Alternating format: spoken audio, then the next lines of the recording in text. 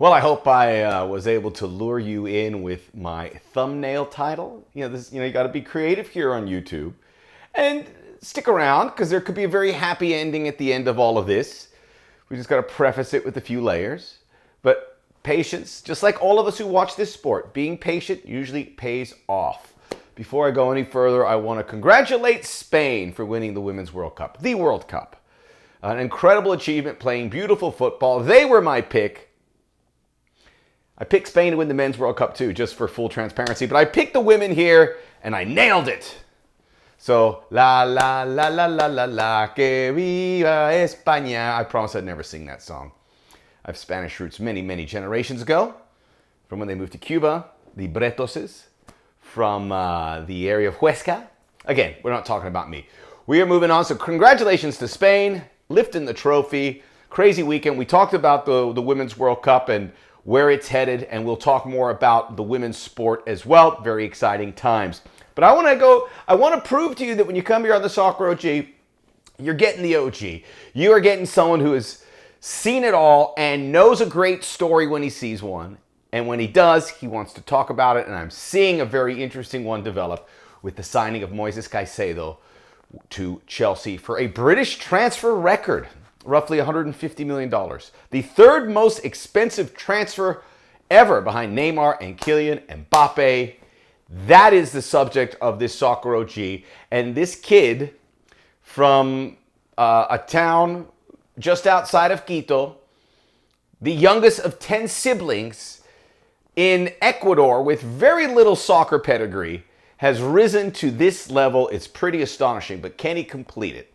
We have some information back. He made his debut with Chelsea. Didn't go great, but we will talk about all of that, hopefully with a happy ending, here on the Soccer OG. Check out the Soccer OG podcast where you get all your podcasts. We have one there talking about the Messi sensation, which I talked in my last video, and the Leagues Cup, which is now completed. I am joined by Eric Krakauer and Lloyd Sam. Very nice back and forth with those guys. And you can get that podcast or any other Soccer OG podcast. I believe there's 164 of them, and we have been heard in 121 countries, I'm told. So thank you. Don't be left out. Check out the Soccer OG podcast and like and subscribe us here. Hit that like button. Hit it. Hit it. So Moises Caicedo. Let's talk about what happened this weekend. And part of it, which would make this such an amazing story, if Moises Caicedo can find success at Chelsea, who have been spending money at an alarming clip, really. I'll talk about that because there's the big three signings, right? 2 last season, Mykhailo Mudryk, Enzo Fernandez, and now Moises Caicedo. Numbers that just blew us away for players that we didn't know a lot about. Kylian Mbappe, Neymar. These are big names. Jude Bellingham. We know that. These are Enzo Fernandez, we got a first look at him, really. The masses did at the World Cup. Mykhailo Mudryk playing at Shakhtar Donetsk. We heard good things. And then Moises Caicedo, who I've been tracking a lot because I get to cover Copa Libertadores, and I saw this incredible rise, which has started to this point. So he came in, he played about half an hour, gave up a penalty. It's going to be a struggle. And in that first game, but maybe he starts the next game. Chelsea it's in a real funk to start the season. We got to give Mauricio Pochettino some time, but we all know about this consortium led by Todd Bowley and spending money, spreading those contracts over a long duration to absorb them under financial fair play and every other stipulation that they need to. But we have a good sample size now that the alarm bells should be ringing for Chelsea, right? Enzo Fernandez, the best player, okay? The best player for Chelsea in these first 2 games of the season. It was pretty good last season. Still, you shouldn't be spending $130 million for this guy. He is a $60 million player tops because of the position he plays. Very influential, very classy, and then part of that, the way they want to play with Moises Caicedo and those 2 guys in the engine room could give them something that no other clubs do. So this isn't a shot at Enzo Fernandez. Highly rate him. But that's the kind of, in this day and age where people are, you have the Saudi League, most clubs are being pretty close to the vest with how they spend money. Except for Chelsea in these last 6-7 months. And it's looking like money does not cure, or does not breed success. And we saw that with so many clubs like in Italy, who are very crafty with their money and putting it in the coffers and moving forward. So Enzo Fernandez is the first one. Mykhailo Mudryk, it would appear that they got snowballed on this move. It looks like a complete misfire. And he does not look like a $100 million player. And Chelsea, he looked awful in this game. So that is the bigger concern. And now you have Moises Caicedo, who again is not a striker. He's not going to give you the goals like Erling Haaland, or a number 10, which is like normally where you invest that kind of money. A lower lying midfielder, one of his idols, N'Golo Kante, you get an idea of what he likes to do. But a more complete midfielder too as he comes in.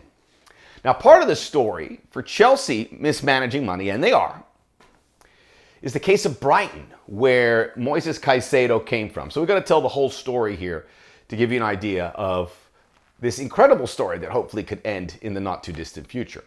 So Caicedo made his first team debut with Independiente del Valle in Ecuador, a very good club down there that is starting to develop players, really channeling into this young Ecuadorian boom with players. Ecuador football on the national team and the league level is going this way. Most of the other leagues are going this way. Brazil is the beast.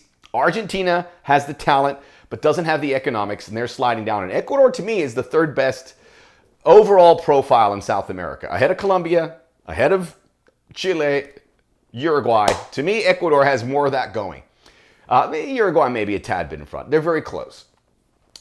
So the problem is the Uruguayan league. So he comes in, he starts playing at 13 from a very poor background. We mentioned one of 10 kids, the youngest of it. His father owned a rickshaw. His mother washed clothes for a living. He is not supposed to be here. He is not supposed to be here. So, but 2 years ago, because of his play at Independiente del Valle, he got on the radar. He made his first team debut at 17. At the age of 18, he debuted for Ecuador and was put into a high responsibility. And now he is lock, stock player in that Ecuadorian national team. Got a taste of the World Cup, which ended disappointingly. The reports after they lost to Senegal, he was devastated with the outcome. But he's a real leader, and he was hurt by all of this. So 2 years ago, a lot of clubs were hovering around. Brighton signed him for $5 million. Brought him in. It didn't go great. They tucked him away on the reserves a little bit. He had a lot of guys to in front of him in the pecking order. Graham Potter, the manager at the time, put him on the back burner a bit. Was in no haste to play him in a big role. They were looking for a club to transfer him to loan him to, so he could get some playing time. He ended up playing 12 games for Beerschot in Antwerp in the Belgian league. They were at the bottom. They figured they had no intention of selling him. Let him get some games there because they couldn't get him games, senior games. Came back at the end of the 2021-22 season and started to find some headway and get some matches in. Brighton, meanwhile, burgeoning in the English league, becoming a real success story, not only in the standings, but also in the marketplace. And think about the players that they have sold, and I believe they're first in the Premier League after 2 rounds. They have 8 goals. They have incredible talent still there, despite the fact that they have sold Enzo Trossard, Cucurella, Alexis McAllister, who's now at Liverpool, Yves Bissouma, who had to come out of that lineup to allow Caicedo to get in. He's at Spurs. They have Matoma and Solly March. They have more first-rate commodities on Brighton. They're at the top of any list when you're looking at club rankings of teams that do it the right way. Brighton is crushing it, and I don't see them getting in any relegation trouble. It's reminiscent a little bit like Leicester a few years ago, and they are now relegated. Developing young players, having success, and serving their fans very well. So 2021-22, Moises Caicedo comes in and shows that he has enough to be an everyday player. 2022-23 season begins. 43 games for Moises Caicedo. Influential. During that season, you, as I heard, would hear the offers. Chelsea were in it from the beginning. It was around £50 million. Then it got to £60 million. Arsenal made an offer. Brighton was like, no. Just to prove how smart Brighton is, their patience with the player and the market leaves them, smelling like a rose in all of this. They have a 145 million investment, and they have part of the sell-on with Chelsea if he does get sold on. He signed a huge, long contract. So unless things go really poor, and this is what could deter this story, right? Chelsea are not, Roman Abramovich isn't there anymore, but there's going to be pressure for success. And if they're in 10th, 11th place, a third into the season, they are going to panic. And heads will roll. We'll see what that looks like. They're in it for the long haul, but this is still Chelsea. This is Chelsea. And they are going to require results. The club that used to have Christian Pulisic, he is now moving on. And maybe it's a good thing, because I don't know if he wants to be part of this. Chelsea off to a shocking start, including that loss to West Ham. And it looks pretty bleak, but there's some good young players. And obviously Caicedo and Fernandes, that gives them something that no other club does. Hopefully it can work out.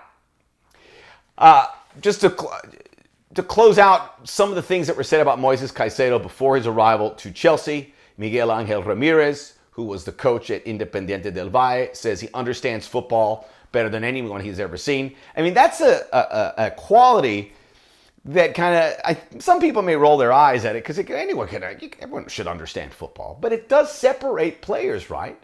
To have that understanding of where you have to be positionally, where the passes get put in. All that, very few players are at a A+ level. I think Moises Caicedo, from what we've seen, we kind of put him close to that peak. So, Moises Caicedo getting rave reviews. Roberto De Zerbi, who took over for Graham Potter at Brighton, also talking about how influential and magnetic he is as a player. And we've seen it for the national team of Ecuador and at his time at Brighton. But will we see it at Chelsea? That is the question. Brighton got rid of parted ways with Graham Potter, and it fell apart at Chelsea, just to make that point. Hopefully it doesn't happen with Moises Caicedo. But for me, for everything I have just told you, from his humble beginnings in a country like Ecuador, which couldn't be further away from the English Premier League, right? When you think of the Premier League, you think of players obviously in Britain and France and maybe in Central Africa or Brazil. You don't think Ecuador. And here he is, setting a British transfer record, which will probably be broken in the next year or two, I know. Not at the sexiest position. The 10th of 10 children from a poor family in Santo Domingo, Ecuador. At the age of 21, beginning his rise at 17, when people first noticed him, at 19 to now, is the British transfer record. And if he can go to Chelsea, and remember, little detail I left out, the price kept going up for him. In the end, Brighton said, we're going to have an auction to the two highest bidders, Liverpool and Chelsea. Liverpool was the highest bidder at about 110 million. Moises Caicedo comes out and says, I only want to play for Chelsea. And then when he signs, as their offer goes up to 150 million, when he signs, there is video of him and his mom where he's wearing a Chelsea shirt from a couple years ago, making it look like it was all full circle, that he was meant to come to this club. This is the club, not Real Madrid, not Manchester United, not Barcelona, not Inter Miami, I'm kidding. This was the club he wanted to come to. A kid in Ecuador wanted to come to Chelsea, and now he's here for a British transfer record. I just hope this doesn't get screwed up, because it can be one of the greatest football stories ever told. If he can get in there, raise his profile, and we can watch it here over the next year or two, get Chelsea into the Champions League and then beyond, work magic with Enzo Fernandez, get Ecuador into a knockout game in the next World Cup, which I'm sure they're going to do. They have some of the best young talent in the world. We could be looking at something special.